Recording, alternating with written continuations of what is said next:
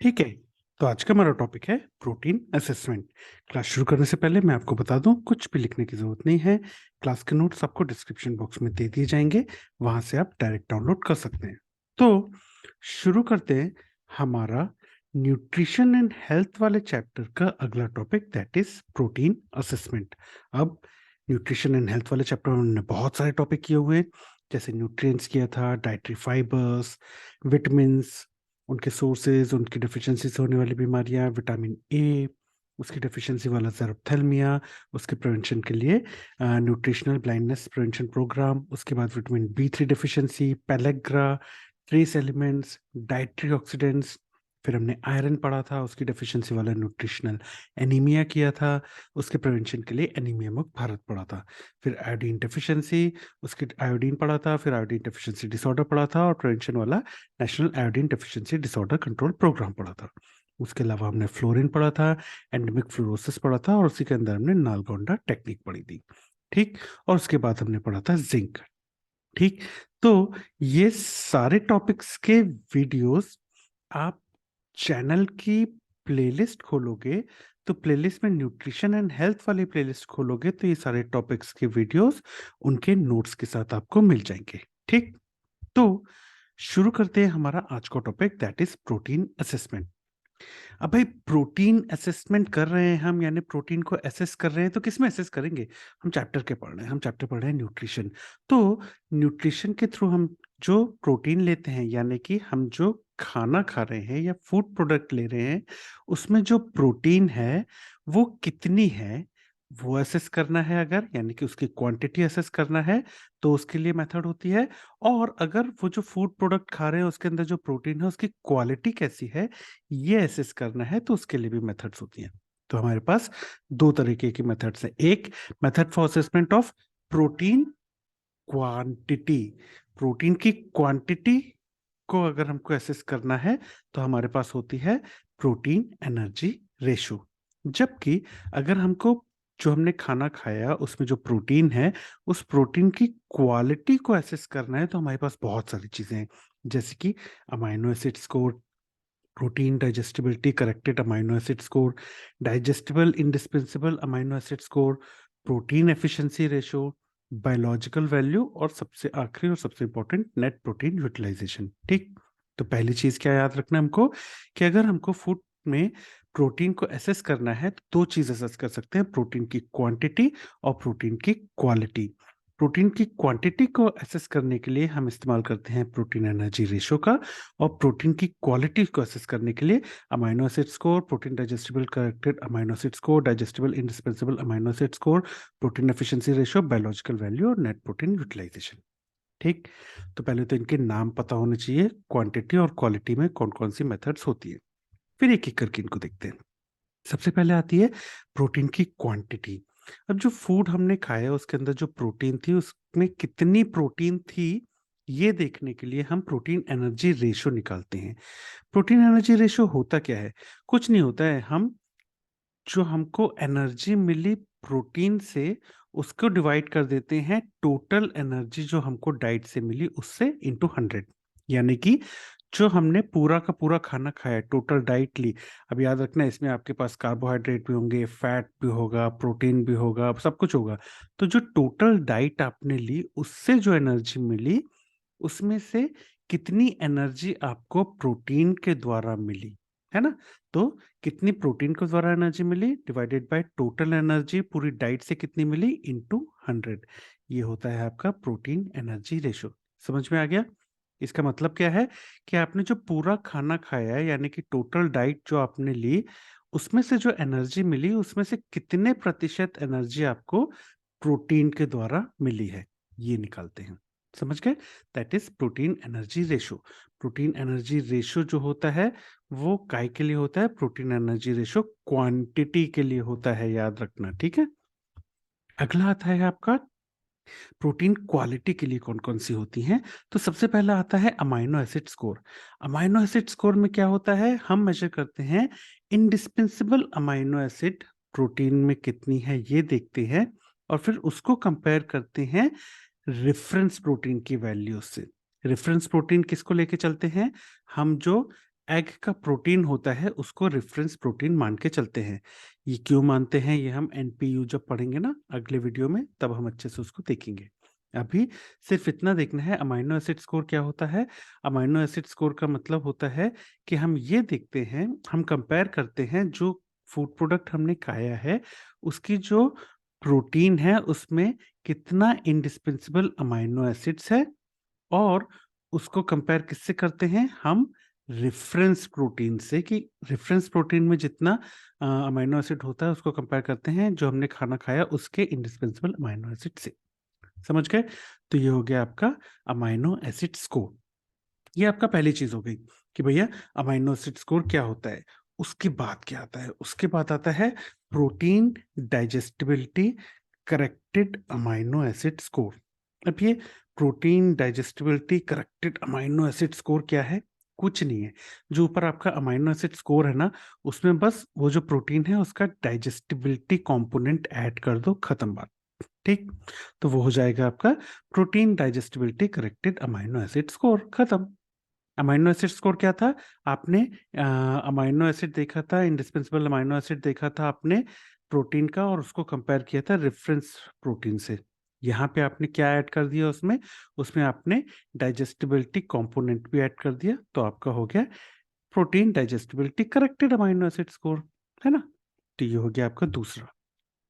सिर्फ इनके मतलब समझ लेना, क्योंकि आपसे कभी कभी वाइवा में पूछ लेते हैं, तो मतलब बस समझ लेना कि भैया अमाइनो एसिड स्कोर, सिर्फ आपने अमाइनो एसिड को कंपेयर कर दिया, जो आपने खाना खाया उसके प्रोटीन के अमाइनो एसिड को कंपेयर कर दिया रेफरेंस प्रोटीन से। और digestibility corrected amino acid score क्या है? इसमें आपने डाइजेस्ट उस प्रोटीन के जो आपने प्रोटीन खाया है उसके अमाइनो एसिड के डाइजेस्टिबिलिटी कंपोनेंट को भी ऐड कर दिया और फिर कंपेयर किया। ठीक, और अब ना इन दोनों को अगर मिक्स कर लो, अमाइनो एसिड स्कोर और protein digestibility corrected amino acid score को, तो कुछ इस तरह की चीज बनती है जिसको कहते हैं हम digestibility indispensable amino acid score. इसमें क्या होता है? इसका बहुत अच्छा फॉर्मूला है।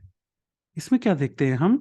पहले तो देखते हैं जो हमने खाना खाया है उसमें जो प्रोटीन है उसमें कितना digestible dietary indispensable amino acid है 1 ग्राम डाइटरी प्रोटीन में। मतलब जो हमने खाना खाया है, फूड प्रोडक्ट खाया है, उसमें जो प्रोटीन है उसके 1 ग्राम प्रोटीन में कितना digestible dietary indispensable amino acid है, ये देखते हैं। और उसको कंपेयर करते हैं वही डाइटरी इंडिस्पेंसिबल अमाइनो एसिड को 1 ग्राम रेफरेंस प्रोटीन से। समझ गए? तो हम ये देखते हैं कि जो हमने खाना खाया है उसमें जो प्रोटीन है, यानी कि जो हमारा डाइटरी प्रोटीन है, उसमें 1 ग्राम डाइटरी प्रोटीन में कितना डाइटरी इंडिस्पेंसिबल अमाइनो एसिड है, digestible dietary indispensable amino acid, और उसको कंपेयर करते हैं हम कि 1 ग्राम रेफरेंस प्रोटीन में वो वाला डाइटरी इंडिस्पेंसिबल अमाइनो एसिड कितना होता है उससे।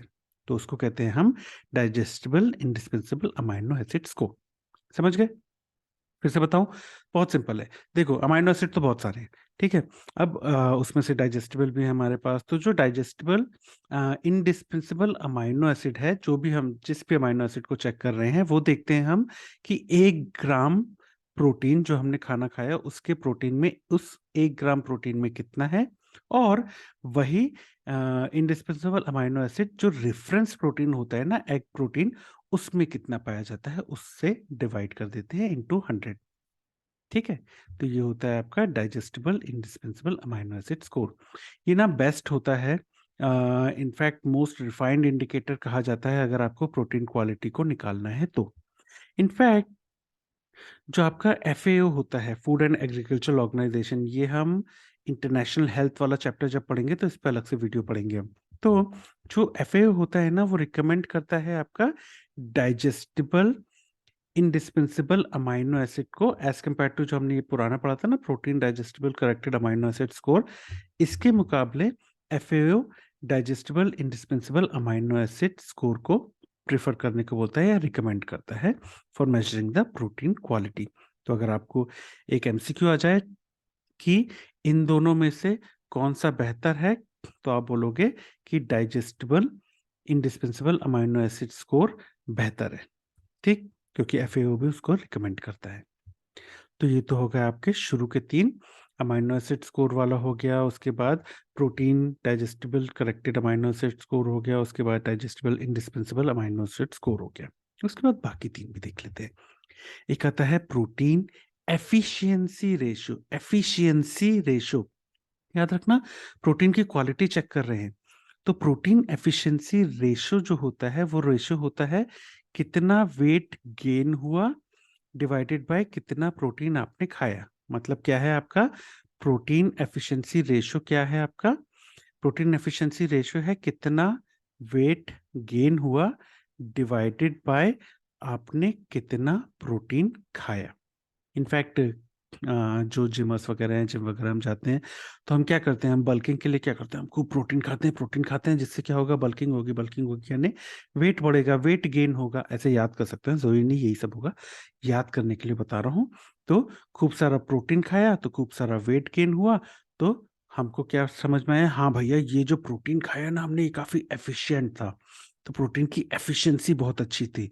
तो वैसे याद कर लो कि भैया प्रोटीन एफिशिएंसी रेशियो क्या होता है, आपने कितना प्रोटीन खाया और उसने आपका कितना वेट बढ़ाया, है ना। तो weight gain divided by protein कितना खाया, दैट इज आपका प्रोटीन एफिशिएंसी रेशियो। समझ गए। तो ये होता है आपका, ये भी आपका प्रोटीन क्वालिटी की बेहतर क्वालिटी का प्रोटीन खाओगे तो ज्यादा अच्छे से वेट गेन होगा, ज्यादा अच्छी बल्किंग होगी। ऐसे याद कर सकते हो। उसके बाद आता है आपका बायोलॉजिकल वैल्यू। अब बायोलॉजिकल वैल्यू में हम क्या करते हैं, हम और अंदर हम प्रोटीन, हमने पहले क्या देखा था, हमने पहले देखा था फूड खाया, उसके बाद हमने उसका प्रोटीन देखा था कितना, उसके बाद हमने उसका अमाइनो एसिड देखा था। अब और अंदर घुस जाएंगे, अब हम नाइट्रोजन देखेंगे। तो बायोलॉजिकल वैल्यू क्या है, बायोलॉजिकल वैल्यू है कितना नाइट्रोजन हमारे शरीर में रिटेन हुआ डिवाइडेड बाय कितना नाइट्रोजन एब्सॉर्ब हुआ था। यानी बायोलॉजिकल वैल्यू आपकी क्या हो गई कि नाइट्रोजन कितना रिटेन हुआ डिवाइडेड बाय कितना नाइट्रोजन एब्सॉर्ब हुआ था। समझ गए। इसको कैसे समझोगे कि हमने भैया फूड खाया, फूड में हमको प्रोटीन था, प्रोटीन से हमको नाइट्रोजन हमने एब्सॉर्ब किया। तो ये जो नाइट्रोजन एब्सॉर्ब तो हमारे शरीर ने कर लिया, पर उस नाइट्रोजन जितने हमारे शरीर ने एब्सॉर्ब किया उसमें से कितना प्रतिशत नाइट्रोजन हमारे शरीर में रिटेन रहा, हमारे शरीर में रहा, उसको कहते हैं बायोलॉजिकल वैल्यू। समझ गए। तो जितना भी हमने प्रोटीन खाया या उससे हमको जितना भी नाइट्रोजन हमारे शरीर ने अब्सॉर्ब किया उसका कितना प्रतिशत हमारे शरीर में रहा और बाकी निकल गया, ये देखते हैं बायोलॉजिकल वैल्यू से। समझ गए। तो दैट इज आपकी बायोलॉजिकल वैल्यू कि कितना नाइट्रोजन अब्सॉर्ब हुआ और उसमें से कितना प्रतिशत नाइट्रोजन रिटेन हुआ, nitrogen retain divided by nitrogen absorb, that is your biological value. ठीक है। उसके बाद होता है आपका नेट प्रोटीन यूटिलाइजेशन। ये काफी इंपॉर्टेंट होता है, इस पे इनफैक्ट हम अलग से वीडियो भी बनाएंगे, नेक्स्ट वीडियो हम इसी पे बनाएंगे तो वहां अच्छे से देखेंगे। अभी सिर्फ नेट प्रोटीन यूटिलाइजेशन क्या होता है, कुछ नहीं, सिंपल है। रेशियो हम लेते हैं नाइट्रोजन कितना यूज किया टिश्यू बनाने में डिवाइडेड बाय कितना नाइट्रोजन डाइजेस्ट किया था। यानी कि नेट प्रोटीन यूटिलाइजेशन क्या है, कितना नाइट्रोजन फूड से जो हमने फूड लिया, फूड से हमने प्रोटीन लिया, प्रोटीन से कितना नाइट्रोजन हमने डाइजेस्ट किया, और ऊपर क्या रखेंगे, कितने प्रतिशत नाइट्रोजन का इस्तेमाल हुआ टिश्यू बनाने में। सिंपल। समझ गए। तो हम बोलते हैं ना खूब प्रोटीन खाओ, खूब प्रोटीन खाओगे तो बल्किंग होगी, बल्किंग होगी तो बढ़िया मसल्स बनेंगे, टिश्यू अच्छे बनेंगे। तो वही तो यहाँ पे बोल रहे हैं कि नेट प्रोटीन यूटिलाइजेशन से ये पता चल गया कितना नाइट्रोजन हमारे शरीर ने उस प्रोटीन से डाइजेस्ट किया था और इसमें से कितना नाइट्रोजन उसने इस्तेमाल किया टिश्यू को बनाने में। That is net protein utilization. In fact ये ज्यादा बेहतर कहा जाता है net protein utilization biological value के मुकाबले। एनपीयू निकालना प्रोटीन क्वालिटी के लिए ये ज्यादा बेहतर होता है। कोई आपसे बोले कि आपको किसी फूड प्रोडक्ट की प्रोटीन की क्वालिटी चेक करनी है तो क्या इस्तेमाल करोगे, नेट प्रोटीन यूटिलाइजेशन देखोगे उसका कि बायोलॉजिकल वैल्यू देखोगे। तो आप कहोगे नेट प्रोटीन यूटिलाइजेशन ज्यादा बेहतर होता है प्रोटीन की क्वालिटी का पता लगाने के लिए अगर हम कंपेयर करें बायोलॉजिकल वैल्यू से, है ना। इनफैक्ट दोनों ही बायोलॉजिकल वैल्यू और नेट प्रोटीन यूटिलाइजेशन दोनों ही मेथड आपको रिफ्लेक्ट करती हैं। एक पे आपको रिफ्लेक्ट करती है अवेलेबिलिटी कितनी है, एक रिफ्लेक्ट करती है डाइजेस्टिबिलिटी कितनी है प्रोटीन की। तो दोनों ही अच्छी होती हैं कि भैया एक आपको अवेलेबिलिटी बताती है कितनी अवेलेबिलिटी है प्रोटीन की, एक आपको डाइजेस्टिबिलिटी बताती है कितनी डाइजेस्टिबिलिटी है प्रोटीन की। मगर दोनों ही प्रोटीन क्वालिटी के लिए बहुत अच्छे कहे जाते हैं, मगर दोनों में से कंपेयर करोगे तो नेट प्रोटीन यूटिलाइजेशन ज़्यादा बेहतर कहा जाता है बायोलॉजिकल वैल्यू से। समझ गए? तो ये हो गए आपके 6 मेथड जो प्रोटीन की क्वालिटी के लिए यूज करते हैं। ठीक, तो हमने क्वांटिटी के लिए कौन सी देखी थी?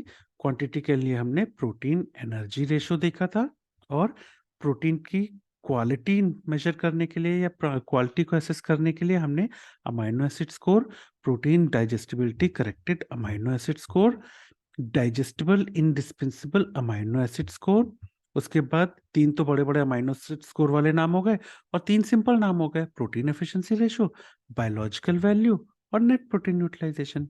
ठीक, तो ये हमारे पास 6 नाम हो गए प्रोटीन की क्वालिटी को असेस करने के लिए। ठीक, अब यार प्रोटीन असेसमेंट की बात कर रहे हैं, प्रोटीन की क्वालिटी क्वांटिटी की बात कर रहे हैं, तो प्रोटीन की बात कर रहे हैं तो यार अमाइनो एसिड तो हमको देखने पड़ेंगे ना। तो मुख्यतः 2 अमाइनो एसिड के बारे में हम पढ़ते हैं, एक होते हैं लिमिटिंग अमाइनो एसिड और एक होते हैं एसेंशियल अमाइनो एसिड।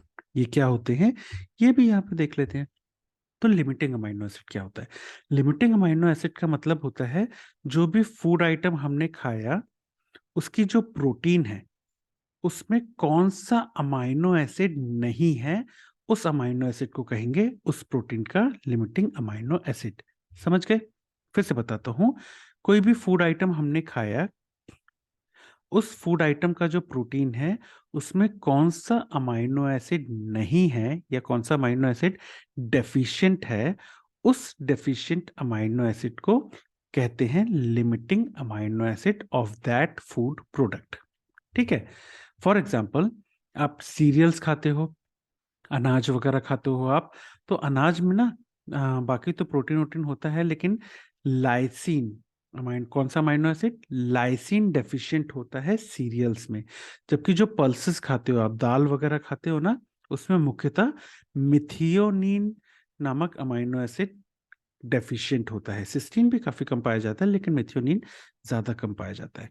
ठीक है, तो पल्सेस का लिमिटिंग अमाइनो एसिड कौन सा हो जाएगा?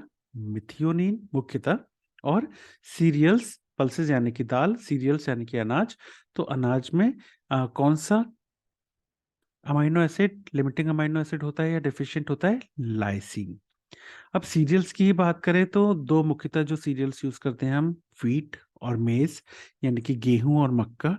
तो व्हीट में थ्रियोनिन लिमिटिंग अमाइनो एसिड होता है, मुख्य लिमिटिंग अमाइनो एसिड तो थ्रियोनिन होता है, यानी कि थ्रियोनिन काफी कम पाया जाता है या डेफिशिएंट होता है। उसके अलावा लाइसिन तो है ही, लाइसिन तो हमने कहा ही है कि भैया सीरियल्स में लाइसिन तो पाया नहीं जाता, तो व्हीट भी सीरियल्स होता है तो लाइसिन तो होगा, लेकिन ज्यादा अगर देखा जाए तो main limiting amino acid threonine है। वहीं जो मेज होता है, मक्का होता है, उसमें जो मेन लिमिटिंग अमाइनो एसिड है, जो मेन अमाइनो एसिड डेफिशिएंट होता है वो होता है ट्रिप्टोफैन। ठीक है, बाकी लाइसिन तो है ही, क्यों? क्योंकि हमने कहा कि भैया लाइसिन तो सीरियल्स में डेफिशिएंट होता ही है। मगर अगर मेन पूछा जाए कि मेन मेज में कौन सा है लिमिटिंग अमाइनो एसिड, तो वो है ट्रिप्टोफैन। समझ गए? तो लिमिटिंग अमाइनो एसिड का मतलब समझ में आया? लिमिटिंग अमाइनो एसिड का मतलब होता है कोई भी फूड आइटम जो होता है उसके प्रोटीन में कौन सा अमाइनो एसिड नहीं है या डेफिशिएंट है, उस अमाइनो एसिड को हम कहते हैं limiting amino acid of that food item. ठीक, जैसे कि सीरियल्स, सीरियल्स में लाइसिन नहीं होता है, पल्सेस, पल्सेस में मिथियोनिन नहीं होता है, सिस्टीन भी नहीं होता है, लेकिन मुख्यतः मिथियोनिन तो होते ही नहीं है। तो main limiting amino acid methionine है पल्सेस का, और सीरियल्स का मेन अमाइनो एसिड लाइसिन है। वहीं सीरियल्स में व्हीट का मेन अमाइनो एसिड थ्रियोनिन है और मेज का main limiting amino acid tryptophan है। ठीक है, तो ये तो हो गए आपके लिमिटिंग अमाइनो एसिड। अब इसको याद कैसे करेंगे? लिमिटिंग अमाइनो एसिड्स के नाम याद कैसे करेंगे?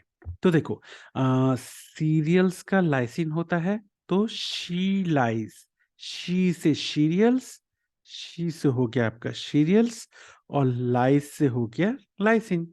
वो झूठ बोलती है, शी लाइस, शी से हो गया सीरियल्स, लाइस से हो गया लाइसिन। ठीक है, ऐसे ही V3 लाइज। सब झूठ पर पूरी दुनिया टिकी है भाई, तो यहाँ पे V3 लाइज। एक तो वो झूठ बोलती है, अब हम 3 भी झूठ बोलते हैं। V3 lies. तो V से आ जाएगा वीट, 3 से आ जाएगा थ्रियोनिन, और लाइज से आ जाएगा लाइसिन। तो हम 3 झूठ बोलते हैं, V3 लाइज। वीट में थ्रियोनिन और लाइसिन नहीं मिलता है। समझ गए? अब उसने झूठ बोल दिया, हम तीनों ने झूठ बोल दिया, तो मैं भी झूठ बोल देता हूँ। मैं एटलीस्ट झूठ बोलने का ट्राई कर लेता हूँ। तो मैं ट्राई टू लाई। तो मैं से हो गया मेज, ट्राई टू से हो गया ट्रिप्टोफैन, और लाई से हो गया लाइसिन। है ना? मैं ट्राई टू लाई। मैं, ये हो गया मैं से हो गया मेज, ट्राई टू तो ट्रिप्टोफैन, लाई से लाइसिन। मेज में ट्रिप्टोफैन और लाइसिन नहीं पाया जाता है। समझ गए? ऐसे जब हम सेकेंड ईयर में होते हैं तब हम नहीं, वो पल्स होता है, पल्स में जाते हैं, एम्स में खूब मस्ती करते हैं। अब वहां से बीमारियां भी कई बार लेके आ जाते हैं, तो हमको ऐसे याद कर लो कि हम पल्स में गए थे, तो हमको ऐसा छोटा सा एक सिस्ट हो गया। तो पल्स में सिस्ट, ऐसे याद कर लो। पल्स में गए थे, वहां छोटा सा सिस्ट हो गया शरीर में, तो पल्स में सिस्ट। तो पल्स से हो गया पल्सिस, दालें। में से हो गया मिथियोनिन, और सिस्ट से हो गया सिस्टीन। पल्स में सिस्ट। तो पल्सिस में मिथियोनिन और सिस्टीन नहीं पाए जाते हैं या डेफिशिएंट होते हैं। ठीक? तो ऐसे आप याद कर सकते हो लिमिटिंग अमाइनो एसिड्स को। कैसे? शीलाइज, विथ्रीलाइज, मेट्राइटोलाई, पल्स में सिस्ट। तो ये हो गया आपके लिमिटिंग अमाइनो एसिड्स। अब एक और चीज होती है पता, that is supplementary action of proteins. ये क्या होता है? सप्लीमेंट्री एक्शन ऑफ प्रोटीन्स होता है, देखो अलग अलग तरह के फूड प्रोडक्ट्स होते हैं, उसमें अलग अलग तरह का प्रोटीन है, उसमें अलग अलग तरह के अमाइनो एसिड्स हैं। तो अलग अलग फूड प्रोडक्ट्स के अलग अलग लिमिटिंग अमाइनो एसिड्स भी होते हैं, है ना? तो फॉर एग्जांपल, अगर आप सिर्फ एक ही तरह का फूड आइटम खाते हो, कोई एक पर्टिकुलर टाइप का फूड आइटम ही लगातार खाते हो ना, जैसे सिर्फ सीरियल्स खा रहे हो, रोटी खा रहे हो, तो उसमें जो अमाइनो एसिड है ना, उसकी डेफिशिएंसी हो जाती है आपको। उसमें जो लिमिटिंग अमाइनो एसिड है उसकी तो डेफिशिएंसी हो जाएगी, क्योंकि वो तो आप खा ही नहीं रहे हो। मगर अगर आप दो अलग अलग, दो या उससे ज्यादा अलग अलग चीजों को मिला के खाते हो, तो जैसे कि सीरियल्स प्लस पल्सेस, यानी कि फॉर एग्जांपल आप दाल रोटी खा रहे हो, ये इनफैक्ट अपने इंडिया में बहुत चलता है दाल चावल, यार मम्मी दाल चावल खिला दो यार। तो बस दाल चावल क्यों खाते हैं? दाल चावल में क्या होता है, जो लिमिटिंग अमाइनो एसिड्स दाल के हैं वो आपको चावल में मिल जाएंगे, और जो लिमिटिंग अमाइनो एसिड्स चावल में हैं वो आपको दाल में मिल जाएंगे। तो पल्सेस में जो अमाइनो एसिड डेफिशिएंट हैं वो आपको सीरियल्स में मिल जाएंगे, और सीरियल्स में जो डेफिशिएंट है वो पल्सेस में मिल जाएंगे। तो इसलिए तो दाल चावल मिला के खाते हैं, मस्त। तो उसी को तो कहते हैं supplementary action of protein. Supplementary action of protein मतलब, जो जैसे कि आपने सीरियल्स खाया और पल्सेस खाई, दाल और चावल खाया, ठीक है? तो चावल में जो अमाइनो एसिड नहीं है वो आपको दाल में मिल जाएंगे, है ना? और जो दाल में अमाइनो एसिड नहीं है वो आपको चावल में मिल जाएंगे। तो दाल रोटी या दाल चावल या दाल बाटी जो भी बोल लो, मतलब इससे है कि दो अलग अलग तरह के फूड आइटम को मिला के खाते हैं, तो एक दूसरे के लिमिटिंग अमाइनो एसिड्स की कमी को वो पूरा कर देते हैं, और उसी को कहते हैं सप्लीमेंट्री एक्शन ऑफ प्रोटीन। समझ गए? बहुत सिंपल है। तो this was your limiting amino acids. Limiting amino acid समझ गए कि भैया जो फूड आइटम आपने खाया उसमें कौन सा अमाइनो एसिड नहीं है, उसी को लिमिटिंग अमाइनो एसिड खाते हैं कहते हैं। अब अगला आता है essential amino acid. Essential amino acids क्या होता है? एसेंशियल अमाइनो एसिड कुछ इस तरह से आप याद कर सकते हो कि वो अमाइनो एसिड जो हमारे शरीर में सिंथेसाइज नहीं होता है, और जो हमको बाहर से लेना पड़ता है डाइट के द्वारा, उसको कहते हैं एसेंशियल अमाइनो एसिड। सिंपल। फिर से बोलूं, एसेंशियल अमाइनो एसिड वो होता है जो हमारी बॉडी में सिंथेसाइज नहीं होता है, और जो हमको शरीर के बाहर से, यानी कि बाहरी डाइट से लेना पड़ता है, जिससे कि हमारे शरीर में उस अमाइनो एसिड की कमी ना हो। उसको कहते हैं एसेंशियल अमाइनो एसिड। ठीक? अब मुख्यतः हम 10 तरह के एसेंशियल अमाइनो एसिड के नाम याद रखने चाहिए। एक है ल्यूसीन, थ्रियोनीन, लाइसिन, हिस्टिडीन और आर्जिनिन, इनको सेमी एसेंशियल अमाइनो एसिड कहते हैं। थोड़ा बहुत तो हो जाता है लेकिन पूरी तरीके से नहीं हो पाता है। उसके अलावा आइसोल्यूसिन, ट्रिप्टोफैन, फिनाइलएलेनिन, वैलिन और मिथ्योनिन, ये 10 अमाइनो एसिड हैं जो मुख्यतः एसेंशियल अमाइनो एसिड होते हैं। आपके शरीर में नहीं बनते हैं, आपको बाहर से डाइट के थ्रू लेना पड़ता है। ठीक, अब ये 10 एसेंशियल अमाइनो एसिड तो हैं, इनको याद कैसे करेंगे? इनको याद करने के लिए ना एक कहानी जैसा याद कर लो। ये भाई साहब हैं हमारे, ये जो भाई साहब है ना हमारे, ये हैं हमारे Lucifer, Lucifer the third, Lucifer 3 है। ठीक है, इनको ऐसे अपन सीन बना देते हैं, ये ठीक है, ये है हमारे ल्यूसीफर। ठीक, ये जो ल्यूसीफर है ना, अ, सभी झूठ बोल रहे थे तो ये भी झूठ बोल देंगे, है ना। ये जो हमारे लूसीफर हैं, ये भी झूठ बोलते हैं। ये क्या झूठ बोलते हैं? कि इसकी जो अर्ज है, मतलब इसकी जो इच्छा है ना, प्राइमरी इच्छा, जो इसकी मेन इच्छा है ना, वो पता क्या है? अब ये डेविलिश टाइप का है तो इसकी नॉर्मल तो मैथी खाने की इच्छा हो कि नहीं? नॉर्मल लोग जो है वो किस तरह की मैथी खाना पसंद करते हैं? मतलब मैथी, मटर, मलाई टाइप की चीजें खाना पसंद करते हैं ना। ये भाई साहब ऐसे नहीं है। ये हम बना देते हैं छोटी छोटी पत्तियां, है ना। ये हमने बना दी पत्तियां। ये काय की पत्तियां? मैथी की पत्तियां हैं। और इस किस में तैर रही हैं ये तैर रही है फिनाइल में। तो ना फिनाइल वाली मैथी पसंद है। तो ये जो हमारा ल्यूसीफर 3 है, हिज अर्ज इज ट्राई करना फिनाइल वाली मैथी। तो देखो यही लिखा है यहाँ पे, ल्यूसीफर 3 लाइज। ल्यूसीफर 3 जो है ना झूठ बोलता है। ये बोल तो रहा है लेकिन झूठ बोल रहा है। उसको भी मैथी, मटर, मलाई पसंद है, लेकिन भाई डेविलिश टाइप का है तो वो तो फिनाइल में मैथी डाल के खाएगा। तो ल्यूसीफर 3 लाइज, हिज अर्ज इज, अब सेमी एसेंशियल अर्ज भी बोल सकते हो, हिज अर्ज इज ट्राई फिनाइल वाली मैथी। ल्यूसीफर 3, देखो यहाँ पे भी लिखा है ल्यूसीफर 3 लाइज, ल्यूसीफर 3 झूठ बोलता है। हिज अर्ज इज, उसकी इच्छा है ट्राई फिनाइल वाली मैथी। तो ये याद हो जाएगा, ल्यूसीफर 3 लाइज, हिज अर्ज इज ट्राई फिनाइल वाली मैथी। अब इसमें कहां कहां से आएगा? ल्यूसीफर से क्या हो जाएगा? ल्यूसीन। 3 से क्या हो जाएगा? थ्रियोनिन। और लाई से क्या हो जाएगा? लाइसिन। तो ल्यूसीफर से हो जाएगा ल्यूसीन, 3 से हो जाएगा थ्रियोनिन, और लाई से हो जाएगा लाइसिन। ल्यूसीफर 3 लाइस। हिज अर्ज इज, हिज से हो जाएगा हिस्टिडीन, अर्ज से हो जाएगा अर्जिनिन, और इस से हो जाएगा आइसोल्यूसिन। तो हिज अर्ज इज हिस्टिडीन, अर्जिनिन और आइसोल्यूसिन। उसकी अर्ज क्या है? ट्राई फिनाइल वाली मैथी। ट्राई से हो जाएगा ट्रिप्टोफैन, फिनाइल से हो जाएगा फिनाइलएलेनिन, वाली से हो जाएगा वैलिन, और मिथियोनिन, मैथी से हो जाएगा methionine. His urges try phenyl वाली मैथी। तो ट्रिप्टोफैन, फिनाइलएलेनिन, वैलिन और मिथियोनिन। समझ गए? तो ऐसे याद कर सकते हो आप 10 एसेंशियल अमाइनो एसिड को। 10 एसेंशियल अमाइनो एसिड को कैसे? ये है हमारा ल्यूसीफर 3, तो इसकी ये झूठ बोलता है, ही Lucifer 3 lies, Lucifer 3 lies, his अर्ज इज, इसकी इच्छा है ट्राई फिनाइल वाली मैथी। समझ गए? तो ऐसे आप याद कर सकते हो। अब ना एक और चीज होती है, that is conditionally essential amino acid. यहाँ पे मैंने एक बात याद रखना, लूसीफर 3 लाइज हिज अर्ज के पहले हिज सेमी एसेंशियल अर्ज लिख दिया है। सेमी एसेंशियल के पहले क्या आ रहा है? हिज, और सेमी एसेंशियल के बाद क्या आ रहा है? अर्ज।